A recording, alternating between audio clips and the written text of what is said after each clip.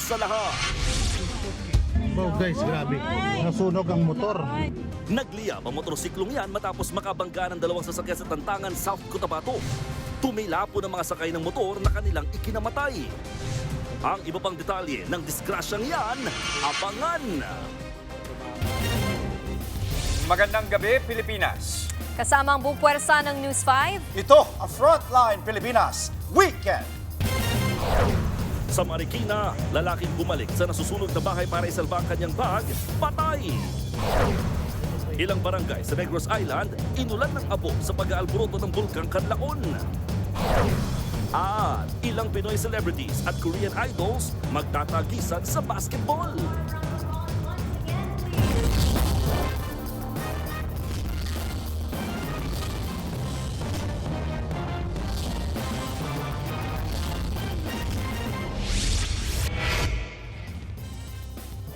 Ito po mga kapatid, kakapasok lang po na balita, nagkaroon ng minor eruption sa Bulkang Taal sa Batangas kanina lamang. Ayon po sa FIVOX, phreatomagmatic o interaksyon sa pagitan ng magma at tubig ang nangyaring pagsabog kaninang alas 5:30 ng hapon.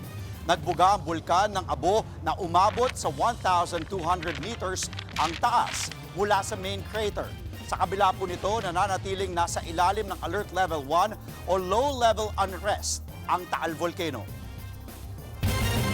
Sa ibang balita, nabalot ng abo ang ilang lugar sa Negros Island matapos nga pumutok ang Bulkang Kanlaon kagabi. Nasundan pa yan ng 3 beses na pagbuga ng abo kaninang umaga. Nasa frontline ng balitang yan si Faith Del Mundo. Sa kuhang ito ng FIVOX, makikita ang pagbuga ng makapal na usok mula sa Bulkang Kanlaon sa Negros Island. Nangyari yan kasabay ng ulan at kidlat pasado alas 8 kagabi. Tumagal ito ng 3 minuto. Umabot ang usok hanggang 2,000 metrong taas. Paliwanag ng FIVOX, normal lang daw ito dahil nasa Alert Level 2 pa rin ang Bulkang Kanlaon. Kasunod ito nung last year, nung June 2024 na nagkaroon ng pagsabog ang Kanlaon Volcano. So continuing pa rin yung activity niya hanggang sa ngayon. Dahil dyan, ilang barangay sa paligid ng bulkan ang nakaranas ng ashfall. Kita sa video na ito ang mga abo sa kalsada. Nabalot din ng abo ang ilang sasakyan gaya ng kotse at tricycle na ito. Maging ang mga halaman at puno. Nagmistulang umulan ng niebe dahil sa dami ng ashfall. Ang palad ng uploader na ito, nabalot na rin ng abo. Pero ayon sa FIVOX, delikado ang ashfall sa kalusugan. Maaaring magdulot ito ng yung pangangati dahil pwede ma-irritate yung balat natin. Kung malanghap natin ito, maaaring maka-irritate ito sa ilong at sa lalamunan. Kaya paalala ng FIVOX, So we recommend na yung pagsuot ng mga face masks at kung maaari, kung madapuan tayo ng abo, maghugas agad ng kamay or ng buong katawan. kaninang umaga 3 beses nagbuga ng abo ang Bulkang Kanlaon. Sa tala ng FIVOX, unang beses nagbuga ang bulkan pasado alas 7. Nasundan yan pasado alas 8 at ang pangatlo alas 9 ng umaga. Umabot sa 300 metro ang taas ng usok nito. Sa kabila ng sunod-sunod na aktibidad ng Bulkang Kanlaon, hindi pa raw nakikita ng FIVOX na dapat itaas sa level 3 ang alerto sa bulkan. Pero ipinagbabawal pa rin ang pagpasok sa 4-kilometer radius permanent danger zone nito, maging ang pagpapalipad ng anumang aircraft malapit sa bulkan. Nagbabalita mula sa Frontline, Faith Del Mundo, News 5. Iniutos ni Pangulong Bongbong Marcos sa DPWH na pababain ang presyo ng construction materials. Ayon sa Pangulo, dapat tapyasan ng hanggang 50% ang presyo ng mga materyales. Hindi raw kasi tugma ang halaga ng mga ito sa kasalukuyang presyo sa merkado. Ayon sa Pangulo, nasa 45 billion pesos ang matitipid ng gobyerno kapag nagbawas ng presyo. Kinumpirma ni DPWH Secretary Vince Dizon na gumugulong na ang kanilang review sa presyo ng construction materials. I think this will be the single biggest reform ever in the DPWH. No, na in-announce ng Pangulo ngayon. In fact, nagsimula na tayo several weeks ago sa pagre-review at pag-benchmark ng mga presyo. At tama po ang Pangulo. No? Marami po dito talagang ang layo ng presyo sa merkado. Sa ibang balita, naghahanda na po ang MMDA sa pagdagsa ng mga biyahero at pagbigat ng trapiko ngayong undas. Aprobado na rin ng LTFRB ang special permits para sa karagdagang mga bus. Nasa frontline ng balitang yan, si JC Cosico. Isang linggo pa bago mag-undas pero inaasahan na ng MMDA na simula ngayong araw, mas bibigat na ang daloy ng trapiko sa mga pangunahing kalsada sa Metro Manila. Baka merong mag-apply ng leave from Monday up to Wednesday. So, in-anticipate na rin namin na ngayon pa lang meron na eh. Dahil dito, nasa 2,400 traffic enforcers ang ipapakalat nila malapit sa mga terminal, sementeryo at major thoroughfares simula October 25 hanggang November 3. May no leave, no absent at no day off policy rin silang ipatutupad sa kanilang mga kawani mula October 30 hanggang 31 at sa November 3, kung kailan inaasahang magbabalikan ang mga nagbakasyon sa probinsya. Sa ngayon, nagsimula na raw mag-clearing operations ang MMDA sa ilang malalaking sementeryo gaya sa Manila North and South Cemeteries. Nakipag-ugnayan na rin daw sila sa pamunuan ng mga expressway gaya na SLEX at NLEX para sa inaasahang exodus. Para ipaalam na rin sa kanila kung ano yung mga latag namin for undas at sa ganun, makipag-ugnayan sa kanila na kung paano sana hatakin yung daloy ng trapiko papalabas ng Metro Manila. Kasi we do not want na magkaroon tayo ng standstill traffic dito just because na-choke yung palabas, yung Paalala ng MMDA sa publiko, antabayanan ang traffic rerouting plan na ilalabas ng mga lokal na pamahalaan. Kaugnay nito, inaprubahan na ng Land Transportation Franchising and Regulatory Board ang special permits para sa 847 units ng pampasaherong bus dahil sa inaasahang dagsa ng mga pasahero. Higit kalahati dyan, biyaheng Metro Manila pa Northern Luzon. May mga units din pa Southern Luzon, Bicol, Eastern at Western Visayas at Mindanao. Nagpaalala naman ang Department of Health sa mga may sintomas na malatrangkasong sakit na hanggat maaari, manatili na lang sa bahay at huwag nang pumunta sa mga sementeryo ngayong undas. Halimbawa ng mga sintomas ay lagnat, sipon at ubo. May bahagyang pagtaas ng influenza-like illness sa bansa na umabot sa 10,740 mula September 14 hanggang 27. 5% na mas mataas yan sa 10,265 cases mula August 31 hanggang September 13. Karamihan sa mga apektado, mga batang edad 5 hanggang 14. Paliwanag ng DOH, wala namang outbreak o bagong virus, sadyang flu season lang. Huwag po kayong mag-alala, hindi po kakalabitin ng inyong lolo't lola na namatay ang inyong paa. Kung pumunta pa rin, ano man ang dahilan, wala tayong judgment, magdala ho tayo ng face mask. Para trangkaso bye-bye, maghugas ng kamay. Para trangkaso bye-bye, magpahinga sa bahay. At para trangkaso bye-bye, kumain ng prutas at gulay. Nagbabalita mula sa Frontline, JC Cosico, News 5. Susunod, 2 sakay ng motorsiklo patay sa karambola.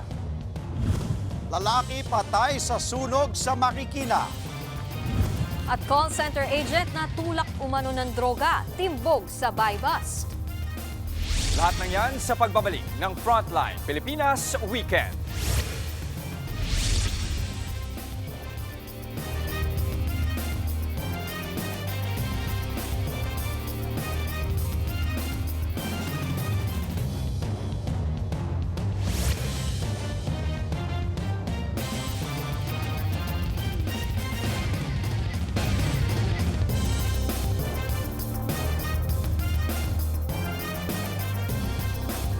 Mga kapatid, Jess De Los Santos po ang inyong kasangga sa paghahatid ng balita para sa may alam at may pakialam.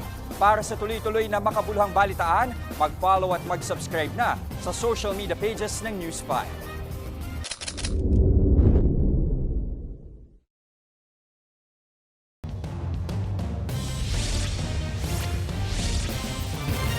Patay ang isang lalaki sa sunog na sumiklab sa Marikina kaninang madaling araw. Ang biktima sinubukang balikan ng kanyang bag sa nasusunog nilang bahay. Nasa frontline ng balitang yan, si Nina Ungpauco. Nilamon ng naglalagablab na apoy ang residential area na ito sa Barangay Tanyong sa Marikina City. Sumiklab ang sunog pasado 2:00 kaninang madaling araw.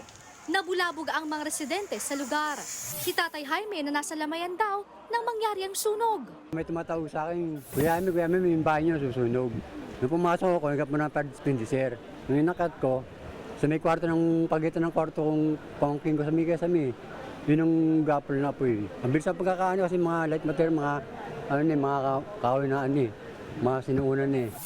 Ang bata namang ito, emosyonal na humarap sa media, kasama ang nag-iisang alagang aso na naisalba niya mula sa sunog. Buti na lang po buhay yung pamilya ko. Ang hirap po mawala ng bahay. Opo. Sobrang sakit po. Naman mo namin yung bahay na yun. Nagdadasal na ako kanina na sana tumigil na yung apoy. Tumagal ng halos 1 oras bago tuluyang naapula ang apoy. Ayon sa Marikina City Bureau of Fire Protection, nahirapan silang pasukin ang lugar dahil sa sobrang sikip ng mga eskinita. Dumating dito, mataas na yung apoy. So ito, ang namin, mga estimated na damages, mga nasa more or less 100,000. So initial na interview, merong more or less meron tayong 6 na kabayan na tupok. Sa inisyal na investigasyon, aabot sa 6 na bahay ang natupok. Hindi bababa sa 8 pamilya ang apektado. Isang babaeng residente naman ang nagtamo ng first-degree burn, habang isang 50 anyos na lalaki ang patay.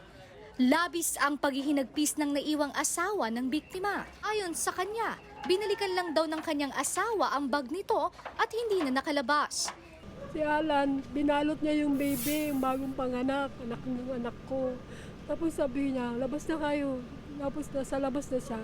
Kunin ko lang yung bag ko, sabi niya. Sabi ko, wag na. Na-suffocate siya. Hindi naman siya nasunog, na-suffocate.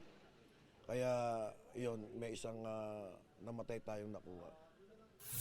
Maging ang nakaburol sa lugar ay agad inilikas ng mga residente. Binuhat po, papunta po rito yung bangkay po namin. Papunta po dito sa multipurpose po. Ano po, nagtulong-tulong po kayo? Nagtulong-tulong naman po. Marami pong tumulong ng mga tao. Patuloy ang investigasyon sa pinagmula ng sunog. Nagbabalita mula sa frontline, Nina Ongpauco, News 5. May good news na naman dahil mag-uuwi ng gold medal na naman si Golden Boy Carlos Yulo. Nasungkit niya po sa vault event sa World Artistic Gymnastics Championships sa Jakarta, Indonesia. Nakapunto siya ng 15.200 sa first vault na nasundan naman ng score na 14.533 sa second vault. Nagtapos siya sa average score na 14.833. Naunang napanalunan ng Pinoy gymnast ang bronze medal sa men's floor exercise. Mga kapatid, wag muna po kayong bumitiw dahil magbabalik pa ang Frontline Pilipinas Weekend.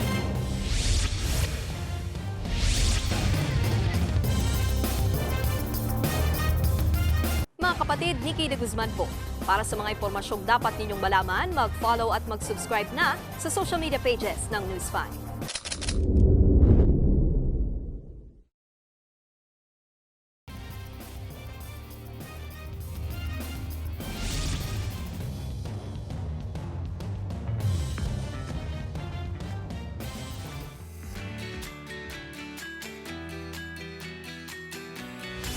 Andre, Nikki, weekend. Pag weekend, Matik, May tanong. meron tayong tanong. May tanong. Sa May kabukod sa tanungan. tanong, meron tayong food cravings eh. Madalas dito natin sinasatisfy yan. Kayo ba? Hindi lang meron kayong weekend. weekend food Weekend. cravings? Oo, hindi lang weekend, no? Walang pinipiling Ako araw. recently yung mga maliliit na donut na bilog. Di kasi pwede banggitin yun eh. Oh, yes, Pero yung yes, bilog yes, na yes, iba-ibang flavor, Oo. adik na adik Ako yung mga pagkain na napapalapit ako lalo kay Lord. Like Kaya na. bulaklak, Ayun. chicharong bulaklak, bone marrow, yan. Actually, yung food craving na sinabi ko dun sa floor director natin, yung kay Isay. Kasi wala pa talaga akong naiisip na specific bukod dun sa, yun sinabi niya kasi yun. Sinabi niya Kaya kanina. nagutom ako eh. Oo. Pero alam nyo ba, eto napanood ko to eh. Nung napanood ko, talagang natakam ako. Ano ba to? Eto, panoorin po natin.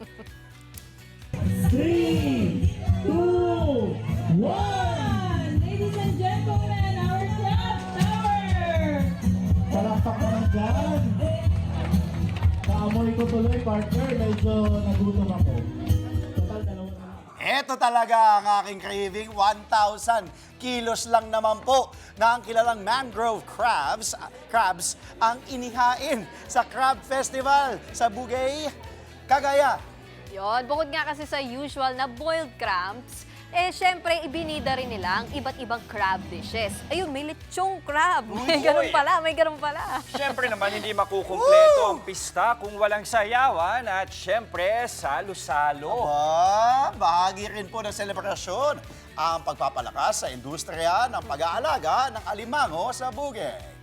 Hindi ko alam bakit sa tuwing nakakakita ako ng crabs, nangangati ako. Yung ganun ako pakiramdam. Hindi pa niya nahahawakan. Allergic. Hindi. It's just that, hindi ko rin alam. May mga kaibigan kasi akong allergic. So feeling ko pag nakakita So, hindi ako ka ng crabs. kumakain? Pero kumakain pa rin ako. Yun naman pala eh. Ako, talagang nangangatinsyang ko kasi na ako.